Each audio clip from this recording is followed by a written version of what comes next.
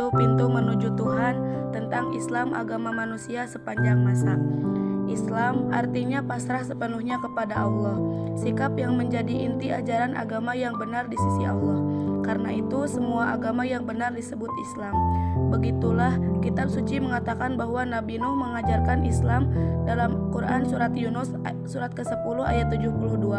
Nabi Ibrahim pun membawa ajaran Islam dan mewasiatkan ajaran itu kepada anak turunannya, termasuk kepada anak turun Yakub atau Israel dalam Quran surat Al-Baqarah surat kedua ayat 130 sampai 132. Di antara anak Yakub itu ialah Yusuf yang berdoa kepada Allah agar kelak mati sebagai seorang muslim atau seorang yang berislam. Dalam Quran surat Yusuf surat ke-12 ayat 101.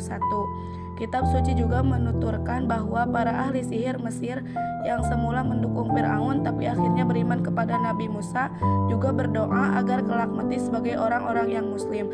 Dalam Al-Quran surat Al-A'raf surat ke-7 ayat 126. Lalu Ratu Bilqis dari Yaman, Arabia Selatan yang ditaklukkan oleh Nabi Sulaiman juga akhirnya tunduk patuh kepada Nabi itu dan menyatakan bahwa dia bersama Sulaiman pasrah sempurna atau Islam pada Tuhan seru sekalian alam.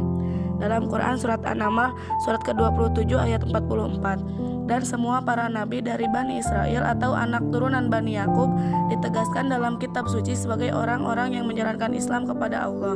Dalam Quran surat Al-Maidah surat ke-5 ayat 44. Lalu Isa Al-Masih juga mendidik para pengikutnya Al-Huwariyun sehingga mereka menjadi orang-orang muslim pasrah kepada Allah. Dalam Quran surat Ali Imran surat ke-3 ayat 52 sampai 53 dan surat Al-Maidah surat ke-5 ayat 111. Karena itu para ulama klasik seperti Ibnu Taimiyah misalnya menegaskan bahwa semua nabi adalah sama dan satu, yaitu Islam, meskipun syariatnya berbeda-beda sesuai dengan zaman dan tempat khusus masing-masing nabi itu.